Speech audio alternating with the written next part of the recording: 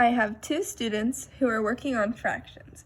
Brian says that 1/2 is equal to 1/4 because they have the same number in the numerator. Angie disagrees and says that 1/4 is equal to 2/4 because of the same number in the denominator. Who is right? Well, let's take a look. I have a trapezoid that a hexagon that I have split into halves with trapezoids, and then I have a square that is made up of 4 pieces to show fourths. 1/2 and 1/4 next to each other are clearly not the same. We can look at it the way that Angie did, and she says that 1/4 is the same as 1/2. So if I have two squares that are split into fourths, I can pull 1 off of this to show 1/4 and 2 off of this one to show 2/4, and that way we can see that 1/4 is not the same as 2/4. We can discuss Angie and Brian's beliefs about these fractions by using Cuisenaire rods too. Here I have a purple Cuisenaire rod. One of these white squares is equal to 1/4. It would take 4 of those white squares to make one purple rod.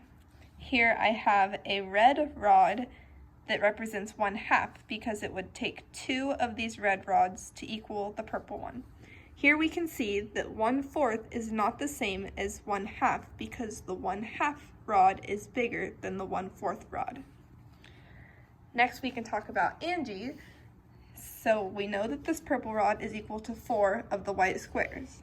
So 1/4 is smaller than 2/4 because we only have 1 square for 1/4, but 2 for 2/4. So we can see that 2/4 is not the same as 1/4. Now we can move on to using number lines to discuss the difference between these two fractions. So Brian believes that 1/4 is the same as 1/2. Here I have split a number line into fourths to show that we can jump once to make 1/4. Here I use this number line still split into fourths to show that 2/4 is the same as 1/2. So we would jump twice, which then shows the difference that 1/2 or 2/4 is bigger than 1/4. And down here you could use it as well to show that 1/2 is a much bigger jump than the 1/4 up here, which shows that they are not the same. If we talk about the way that Angie looks at the fractions, she says that 1/4 is the same as 2/4.